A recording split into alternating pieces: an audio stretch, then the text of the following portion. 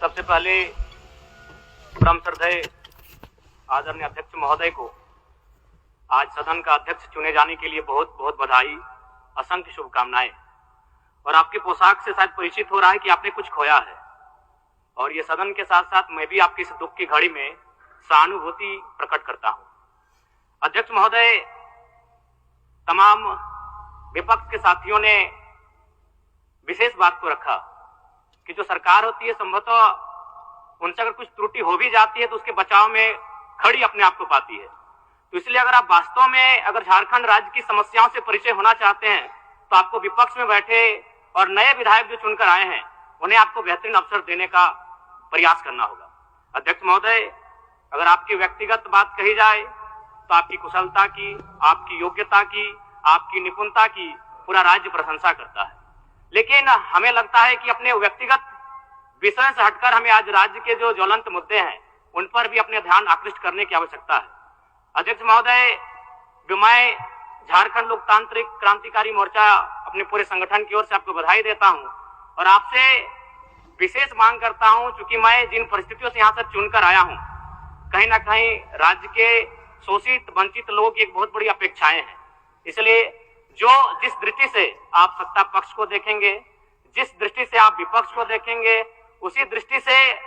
मुझे भी और मेरी पार्टी की ओर से मुझे बात रखने का अवसर दिया जाएगा। मैं आपसे ये मांग करता हूं, क्योंकि आज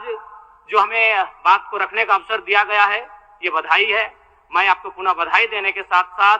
बस मैं ये कहना चाहूंगा, चूंकि मैं एक छात्र के नाते इस विधानसभा में आया हूं, छात्र की गलियों से, छात्र आंदोलन से मैं पहचान बनाकर आया हूं, और मैं आपके माध्यम से सरकार तक ये संदेश देना चाहूंगा। अभी सीरियल के मामले को लेकर झारखंड के लाखों अभ्यर्थी सड़कों पर हैं। आप सदन से बाहर एक बार उनसे मिले, वो आपके ही बच्चे हैं, इस राज्य के बच्चे हैं, और आप उनको संतुष्ट करें, आप उनसे मिले, उनसे बातचीत करें और इस समस्या का निदान करने का प्रयास करें। और चूंकि मैं एक विधानसभा से भी आता हूं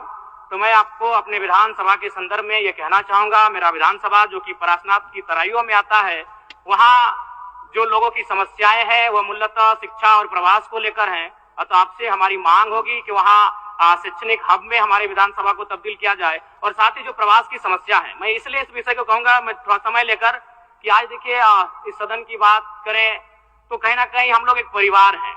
और परिवार के नाते आज इस सदन में बैठे हैं। लेकिन मैं जिस विधानसभा क्षेत्र से आता हूं उसके आसपास के विधानसभा क्षेत्रों की एक घटना है, अभी कैमरून में 45 मजदूर फंसे हैं। तो मैं सदन बधाई के बीच में आपका ध्यान आकृष्ट करना चाहूंगा, ये गंभीर विषय है, और वे रोते रोते टेलीफोन किए हुए थे कि उनको पानी की, केवल पानी पीकर वो कई दिनों से अपना दिनचर्या को काट रहे हैं। तो मैं आपसे चाहूंगा कि इस विषय को गंभीरता पूर्वक लें और उस दिशा में आगे बढ़ें, और